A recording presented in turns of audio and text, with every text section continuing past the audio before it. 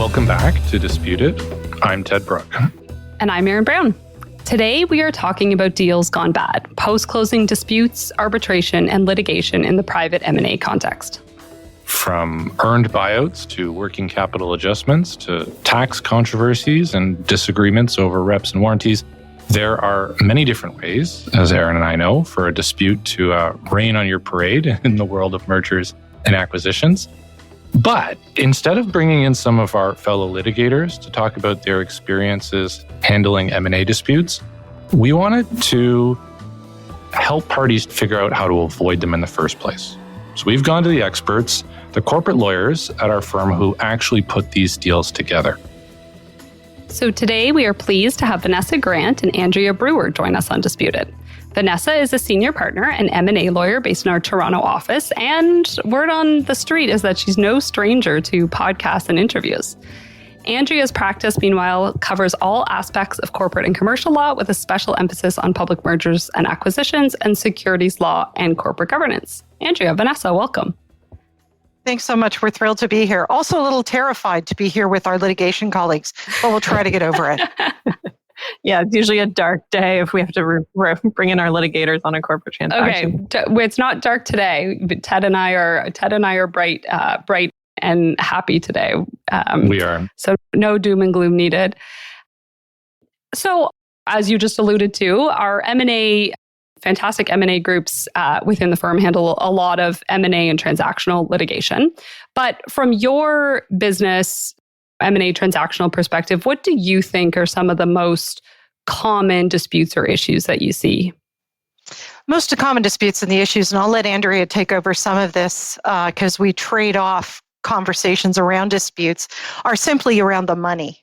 But let's take a step back for a second and talk about kind of the arc of the transaction, if we could. The arc of the transaction is we all start with a letter of intent. We're all very happy we're going to do a deal. Then we get into the due diligence, and back to the dark analogy, it starts to get a little bit darker when we get into the due diligence. Then we move into the reps and warranties, a little darker there. And then we talk about really what the back-end liability is going to look like. And so the disputes we tend to see, as you alluded to earlier, Erin, do center around money, but they come at different points of the transaction. And ultimately, they're really disputes around two things. They're either disputes around drafting, interpretation, what we thought we were saying versus what you thought, or secondly, how do we do that math?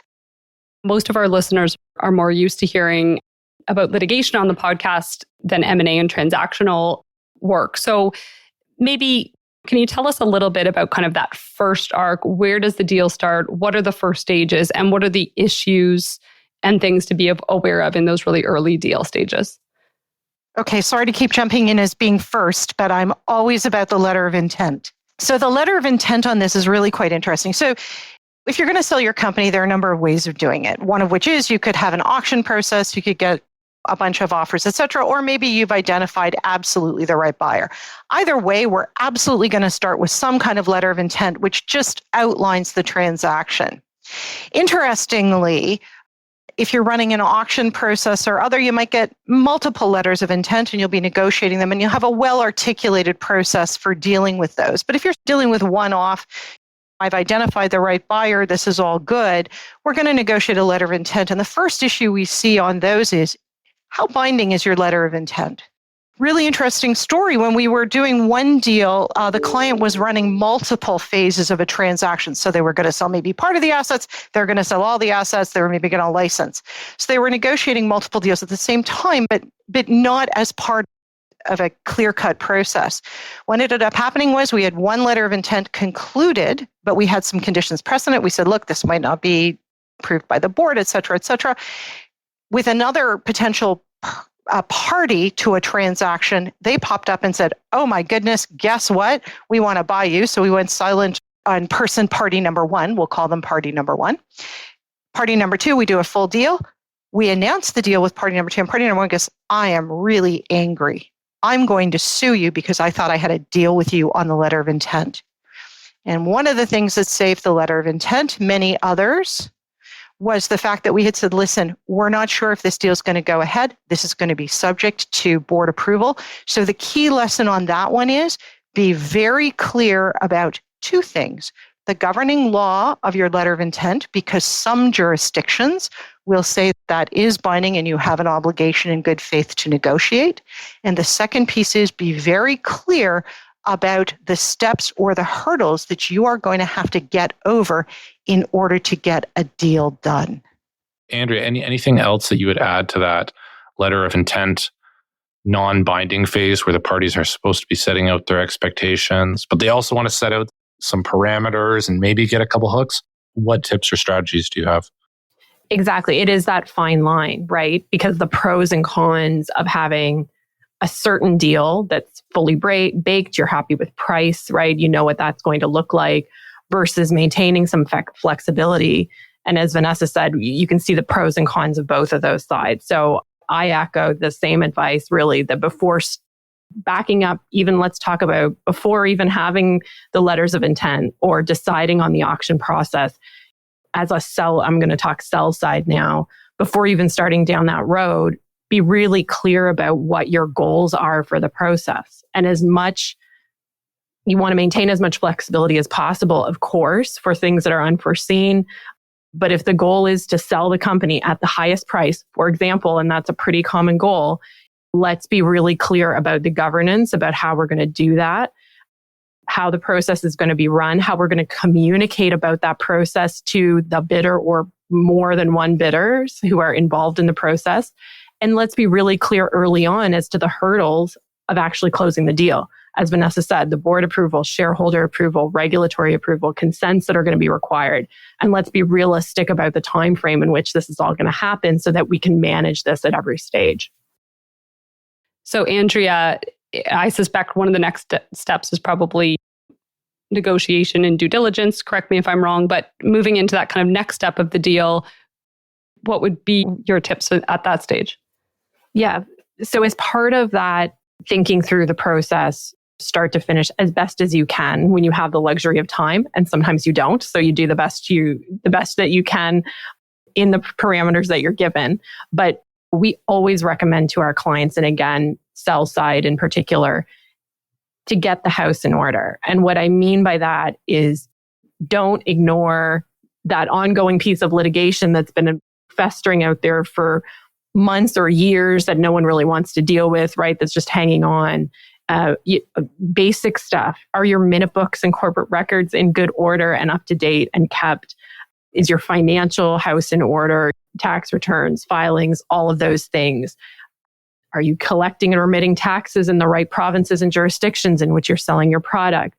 These are all very basic things that can become a huge distraction, pressure point during legal due diligence, rack up, frankly, ridiculous costs sometimes, right, on both sides when a buyer's sort of looking under the hood and trying to get a sense of the company. So the cleaner the deal that you can present on the sell side will just make the process go so much easier as you head into that due diligence process. So Vanessa, obviously a big part of this second phase, negotiating the binding purchase agreement, is reps and warranties.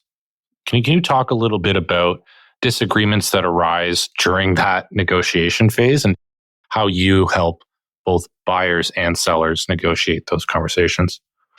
Oh my goodness, you have opened the proverbial can of worms. Yeah. But I adore it, Ted. Thank you. Reps and warranties are actually a very interesting conversation. What I usually say is they're interesting, but what's more relevant when we're having the conversation is two things.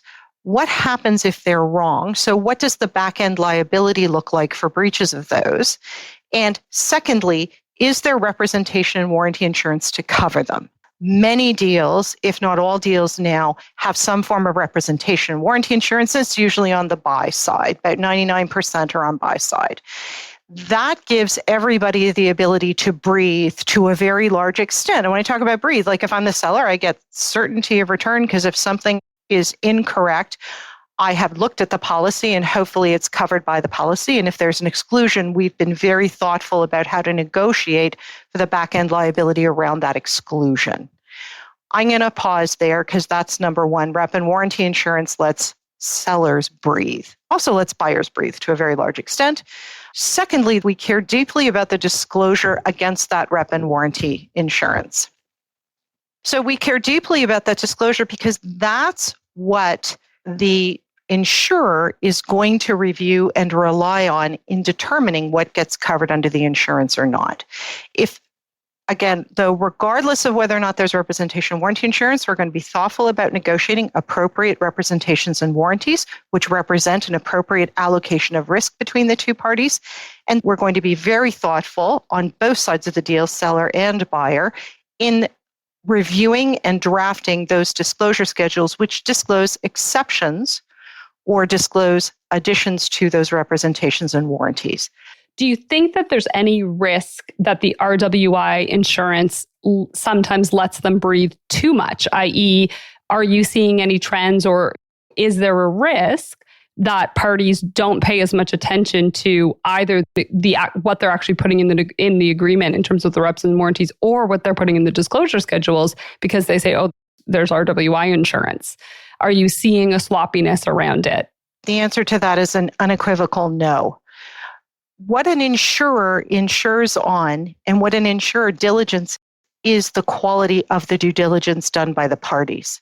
So there is, in fact, a bigger incentive if we're talking behavioral economics. There is an incentive for both parties to provide the highest and best possible diligence in order to ensure that there is coverage. The insurer diligences the diligence, doesn't diligence the company or the target, diligences the diligence. And if the insurer believes, for example, that the due diligence has not been as rigorous as they might expect, that will go to what the insurer is prepared to cover. So in fact, there is, if you want a view on that, I think that insurance actually encourages and continues to encourage more thoughtful diligence reviews rather than less. Andrea, what are your thoughts on that?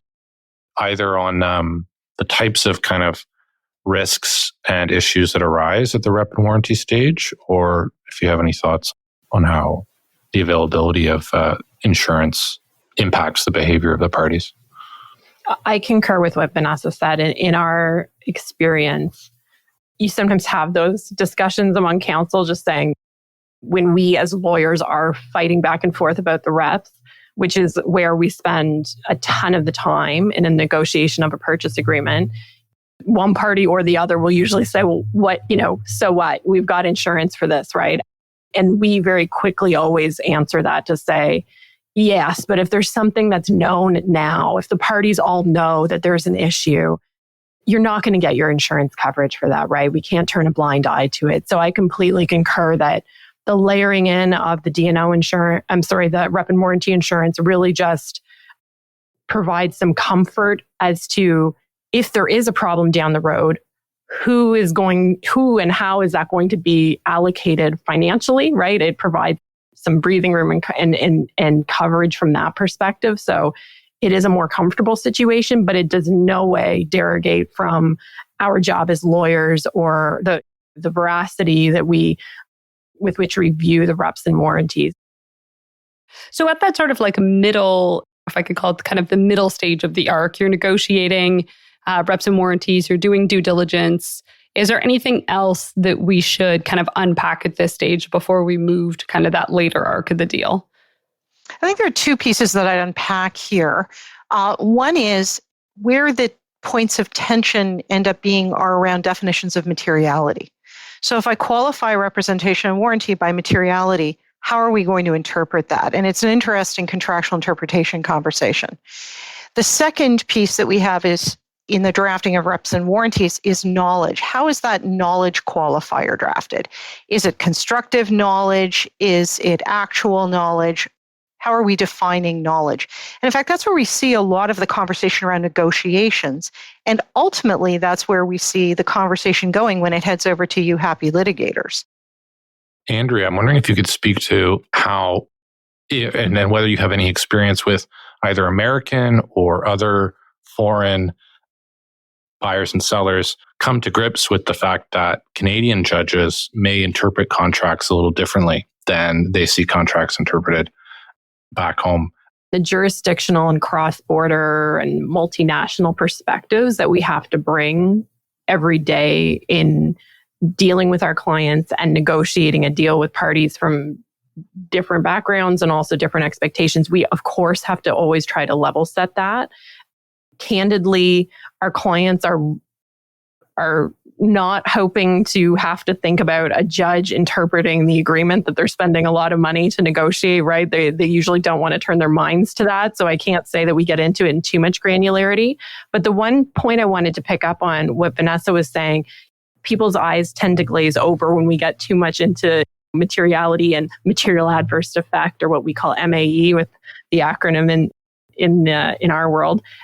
You only have to think about a practical example of that, right? When COVID hit, there were deals in the throes of being negotiated, right? Like, what does that mean in the context of this one deal that you may have been in the middle of negotiating when the world has shifted on you, right? And people were looking to renegotiate price, get out of deals if needed. And what was the legal hook that would permit them to do that? We could go down the rabbit hole on MAEs and sort of the COVID things, which we're now several years out of, but we still think about that, right? We still think about what if something happened, what would that do to our deal midstream? So yeah, it's a super important topic that we spend a lot of time on as lawyers. Okay, moving through the arc of the deal. So we're done negotiating. We've got our rep and warranty insurance. We close, but everybody's happy. But that's not always the end of the, or you finish you sign the agreement, but the deal isn't maybe even necessarily closed yet. What are kind of some of those late stage issues? So now we're really talking about what we call the interim period, right? So between signing the deal, signing the purchase agreement, and closing, and what's going to happen during that period. And that can be a matter of weeks, right? Or that can be months. And a very long time, depending on what we're waiting on, or as you say, Erin, the regulatory process or framework that we've got to now go through to close the deal. So, the agreement, again, will be very prescriptive as to what is supposed to happen during that interim period. We call them the interim covenants. So what are the promises? What is the seller going to do for the benefit of the buyer during that period? It should be business as usual. We obviously don't want any big intervening events to happen. How do you police the interim period, right? Where you have a party that's just essentially being a steward of an asset that was purchased by someone else? It's pretty normal course for most businesses, right? It's in the seller's interest to keep, I'm calling it business as usual. That can mean a lot of things to a lot of different industries, parties. There's cyclical concerns, right, in the market. There's industry-specific concerns, and then there's external intervening factors that nobody can control. But it's in the seller's interest to keep that business ticking along and running as good, maybe even better than it's been in the period leading up to the negotiation and the signing. But it's in the buyer's interest that happened too. So usually we see that as a pretty cooperative period. People are in general super happy. There's a deal. Hopefully everyone's happy about price. But we definitely get concerned the longer that interim period goes on, right? Which again brings us back to our first point about let's be really clear about the process and the timeline to get this deal to closing. I understand that there's a lot of the kind of calculations and earnouts and working capital adjustments, these issues crop up at this point. Tell us a little bit about kind of that aspect and whether how likely is there potential for dispute there and how to navigate that? Well, we haven't closed yet. We were right in the middle of sort of the interim period, but let's assume we've closed for a minute. So when we close, obviously that's when the buyer owns the business. The buyer has now started to run the business, and the buyer has a real sense of what's going on. So the first piece we have is the first calculation post-closing is typically the working capital adjustment. When we close a deal, we want to close a deal with a company that's essentially debt-free, cash-free is usually the way the closing works. And so we have to adjust. We don't know on the day of closing exactly what the numbers look like in the bank accounts. So we usually wait 90 days or some period of time thereafter for all the bills to come in and for everything to be sorted out. And then we'll do that adjustment. And that's usually the first math problem. And the challenge with drafting all M&A agreements is making sure that the prose in the agreement matches the expectations on the math. And what we usually do as M&A lawyers is we try to say, listen, can we have a sample calculation put into the document? Then we track the sample calculation against the drafting. But sadly, there is an imperfect match between prose and math. So no matter how well I draft it, sometimes we have challenges. How often do you get other professionals involved to help make sure the math is on track? There is no deal I have done without someone who knows how to wield a calculator. Lawyers should never be responsible for the math. That's right. Agreed. Never. It's important, and I'm glad you framed it like that, because it's a whole team that has to bring a deal over the line. And we talk about it in terms of lawyers negotiating, but really, this is so essential to have the accountants and other advisors involved. Oh, you're absolutely right. I mean, there are a lot of people who get invited to this particular party, and we as lawyers, along with everyone else on the team, are working towards ensuring that we have an agreement, and an agreement that is articulated clearly, cleanly, with hopefully a minimum of ambiguity in the document. That's the goal. I want a simple document. I said simple, footnote everyone, not simple, but I want a simple document that can be read by any one of those team members, and we all have the same view of it. And where the disputes arise is we didn't quite get there, or to Andrea's point earlier, perhaps there's been something when we looked under the hood later on that wasn't exactly articulated, or there was a surprise. I would imagine that when you had sort of a closely held company, there can be a lot of emotions wrapped up into that. Maybe there's some increased incentives for litigation there. Do you see any particular dynamics when you have a founder, and how, if they're going to be involved in the company going forward, like, are there any specific tips and tricks around kind of negotiating that piece of the puzzle? Yeah, that's a great question, which we haven't touched on at all, is really the sellers. Like, we've been speaking in generalities, but there's human beings, right, behind these companies who are both buying and selling. And on the selling side, we deal with a range of sellers. We deal with very sophisticated corporate entities that are selling off a subsidiary, right? And I mean, that's a very different deal than a founder or founders, a group, and maybe some friends and family that have over the years funded that business, right? Coming together and making a decision for the business. I mean, we haven't even touched upon the types of disputes that can happen even among the selling group, right? As to valuation, do they even want to sell? Are we going to have to drag them along? I mean, there's that whole other side of this that is very much part of the deal. And again, it's a great question, and I think takes us back to that very first thing about, let's think about the process we're running. Do we have everyone on board with this process? Everyone who needs to be on board on the selling side. So hopefully you get there, but managing all of and it can be very emotional for founders, for sure, for people who have built a company over many years, sometimes a lifetime, right? And exiting that, or doing succession planning for that business and releasing the reins and control, that can be a really, really tough situation. And that's not legal. That's actually just human psychology, right? And managing the personalities and the emotions, as you say, around that.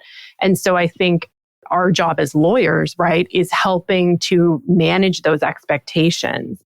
When there is uncertainty, or maybe about the future performance of a company, when there's disagreements over the price, earnouts are a tool for kind of bridging that gap. For our listeners, what is an earnout in a sentence or two? And why does it work? What are the risks of building an earnout into a deal? An earnout is, simply put, it's an additional payment on the purchase price for achieving certain performance targets. And you're absolutely right, Ted. What that goes to is, we, as the seller, for example, believe that the company is worth X plus Y. The buyer says, gosh, not sure your financial statements would support X plus Y, but I'll give you X. And then later on, I'll give you Y over time if what you are telling me about future performance proves accurate. The challenge on earnouts, very simply put, is once the seller has sold the business, they have no control over it. And one of the things that we discuss, and sadly there's no perfect answer for this, is how do you actually control the achievement of those targets when you're not running the railroad anymore? You're still maybe in the business, but you don't have as much control over decision making. So that's the first issue that we deal with, and there's never a perfect solution for that. The second issue is, of course, how did we calculate the earnout? Is it based on performance? Is it based on revenue? Is it based on number of contracts? What is the mathematical mix that goes into determining how that earnout is calculated? And as my accounting colleagues will tell me more than once, Vanessa, math is not so much science as it is art. And I acknowledge that they may well be right. So that having been said, the second piece on earnouts is, have we actually, to the extent that we can, and to the extent that we have that crystal ball for the future, have we articulated how that's going to be calculated with some degree of certainty? The answer is, we try, but my crystal ball is currently not functioning, and I am not winning lotteries. Andrea, what are your recommendations if a client is contemplating an earnout, whether as a seller or a buyer? What would you say is something that needs to be kept in mind? I echo the guidance that Vanessa gave. And again, being as granular around that, the more precise those milestones are and those metrics, I mean, that's going to set them up for success. And an earnout can be a really nice sweetener, right? It can be a really nice incentive. And especially if there is a legacy management team sticking around, right? And if that management team hopefully also has their own incentive plan to help drive performance and keep that ball rolling, right? Post-closing, that can be a really theoretically great way to sort of extract more value for the sellers and make the buyers feel more comfortable that they're only paying what something is worth when it's proven to be so. I mean, you can't talk about earnouts without also talking about holdbacks, which is sort of the opposite. The buyer's saying, okay, you think it's worth X plus Y. I'm going to give you X plus something, but we're going to put some of Y in escrow because I'm concerned about that litigation we talked about that's been ticking along. I'm not sure how you're going to settle that. There was some environmental due diligence. We're a little concerned that maybe you haven't been doing everything right. The bottom line is there's going to be money that's going to be parked in a neutral third-party escrow agent. And it's yet another agreement that we have to negotiate as part of the deal. And it's, again, going to be very clear and hopefully very granular as to when or if that escrow money will be given to the sellers as, okay, great. The litigation got settled super quickly. That environmental thing we were worried about never transpired. That tax issue we raised was actually not a real issue. We're comfortable now. The buyers and sellers agree. We're going to give you your escrowed money. And so seller is now closer to the X plus Y that they wanted. Or if things don't go as planned, that Y money is going to go right back to the buyer, right? If some of the concerns that the buyer had do indeed materialize. So again, if we come back to the topic of the discussion today, where do we see disputes? And I'm using that term generally to just mean friction and pain points post the deal. Both the earnout, if there is one, and there isn't always one, but the holdback or the escrowed funds, I mean, that's where there can be friction. And again, our job is to draft that as crisply as possible so that there's hopefully less risk around it. So let's move out of the sort of arc of the deal and pull some of these threads together for our listeners. So what do you see as some of the general pain points and friction that can sour those post-closing relationships and taint the deal so that they can be avoided? If we're talking about just a general set of principles, I have what I call the PTP principle. PTP stands for prepare and process. T stands for transparency. And the other P stands for personality. I don't want to lose the thread that Andrea started, which is there are people behind this transaction. And so we've talked about being prepared. We've talked about having a good process. So that's our first P. The second is transparency. Business moves at the speed of trust. And so that transparency involves creating that trust relationship, being as transparent as possible, obviously without leaving things on the table. This is a negotiation after all. And the last is the personality. There are people behind every transaction, regardless of whether or not it's a large transaction, large and sophisticated, or whether it's a founder selling the business. And in order to avoid friction and pain points, if we follow the PTP principle, we get there. I like that. Andrea, what are your thoughts? Well, as counsel, it's always disappointing. Like our job as M&A lawyers, right? It's not supposed to be an adversarial process. When we're working on the deal, certainly there's advocacy, right? We are absolutely advocates for our clients, and we want them to be represented properly and get the best transaction with, the less risk and all of that good stuff. But it's always disappointing when I think counsel descends into the fray, if I can put it that way. We really should be trying to keep clear heads and to be truly the collaborative people to get the deal done if there is a deal to be done. And sometimes the deal falls apart, and that's okay too, right? We haven't really talked about that much, but I don't think we're not doing anyone a service if we're trying to do a deal at all costs. There are reasons that deals fall apart, and that's totally fine, right?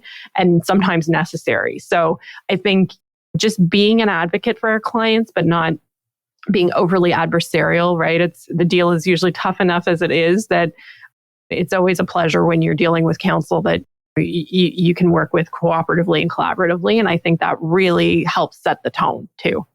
Setting the tone, being an advocate but not an adversary, PTP, these are all great tips. And in many ways, they kind of apply to litigation. This sounds odd, but these principles, it's obviously when the file ends up on our side of the firm, it is an adversarial process. But as lawyers, we're advocates for our clients. We got to identify the issues. We have to cooperate to figure out what is actually going to be determined by the arbitrator. Yeah. And you can't proceed at all costs. Sometimes, same with the transaction, sometimes a dispute is just not worth pursuing. And our best advice that we can provide to a client is this really isn't worth taking forward.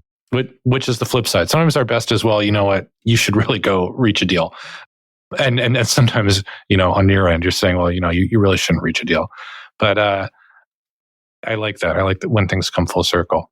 Any other last minute advice that either of you have, Vanessa or Andrea, for in-house counsel, right? I want to talk about maybe the GCs rather than the owner operators or the founders. Any advice for in-house counsel who's going through a private M&A process that you would want them to keep in mind, specifically from the perspective of avoiding disputes and potential litigation? I'm a big fan of the PTP approach, that transparency, that trust, but most importantly, we've got each other's backs. I got your back. That's the way it works. And the great part about in-house counsel is they're playing inside ball and they know way more about the business than I ever will. And so I've got your back. I love that. Andrea, any 10-second takeaways? I agree with that entirely. I mean, the one thing we didn't talk about, and this is not a neat sort of 5-second wrap up, but is thinking about actually the dispute resolution process and if things go wrong, where do you want to fight that fight, if I can put it that way? Sometimes this is a place where we usually involve you guys to take a look at the agreement, right? Do we want to be in court? Do we want to be arbitrating, mediating? How do we want that to go? So I would just say we didn't touch on that. And again, that could be the subject of its own podcast for sure, the different ways that can go. So I would just say the dispute resolution process generally, think through that when times are good, as always, so that hopefully if something does present, you're real clear on how that railroad is going to run. Excellent. Well, thank you, Andrea. Thank you, Vanessa. This has been a great conversation.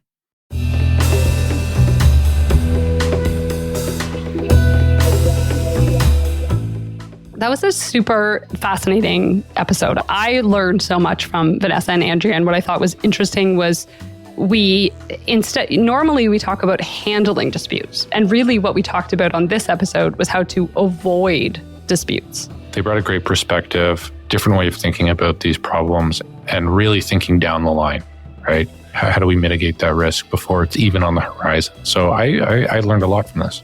Yeah, and I think it's, again, a lot of those themes of be transparent. Preparedness is, as you so accurately called out, a theme that carries over to the litigation context as well. And really that kind of like practical problem solving, openness, building trust between the parties. I thought those were all some really interesting themes.